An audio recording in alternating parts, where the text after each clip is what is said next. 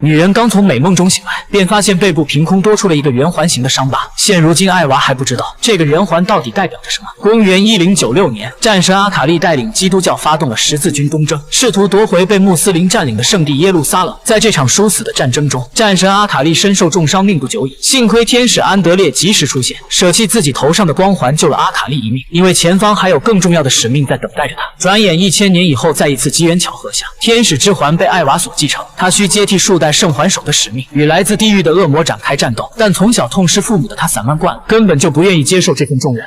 I understand that you're scared, but you need to calm down. What the hell is going on? This is going to be a long day.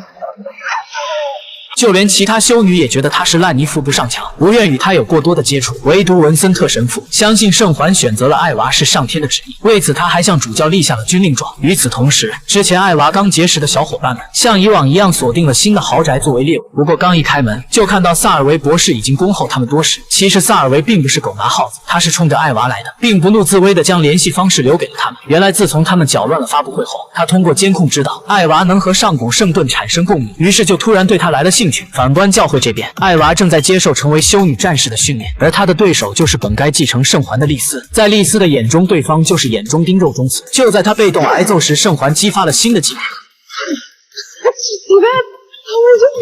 无论对方如何攻击，都被轻松化解。此时占了上风的艾娃还不忘开启嘴炮嘲讽，气急的丽丝便要置他于死地。幸亏院长出手，才避免了他丢了小命。其实拥有圣环也并不是无敌的存在，最致命的克星就是用上古神素制成的武器，只需轻轻一划就可以造成不可修复的伤口。同时，艾娃也意识到了自己危险的处境。而就在这时，四周传来地狱恶魔的咆哮。丽丝将神素剑丢给艾娃，用来自保。由于上次被恶魔袭击，他早已变得胆怯，听到恶魔的声音越靠越近，吓得他直接冲向墙壁。可自己功力不够，一只脚卡在了墙壁里。令他万万没想到的是，院长竟在墙的另一边悠闲地看书。随后丽丝拿着蓝牙音箱出现，他才知道这一切只不过是普通的入门考验。院长指责艾娃抛弃队友，就是个不折不扣的懦夫。艾娃嘴硬不肯承认，但院长却拿出了最好的事实证明，当初他四肢瘫痪躺在孤儿院，选择自杀，而不是坚强地活下去。 Paralyzed in an accident, abandoned by your family. You were about to age out of the orphanage. She said that you knew you couldn't survive on your own, and you felt helpless. She's lying. If I wanted to die, I wouldn't have just run away. Of course you ran away. You're a coward. 院长的话句句尖锐，每个字都如针一般扎在艾娃的心上。直到文森特的突然出现，才阻止了院长的杀人诛心。经过艾娃深思熟虑的考虑后，给文森特留下一封告别信就离开了。而这也让立下军令状的文森特十分被动。杜雷蒂借此机会正好接管了教会，他下的第一道命令是潜入萨尔维的实验室，偷回遗失多年上古天神的圣物。虽然大家不屑于偷盗的行为，可毕竟军令如山。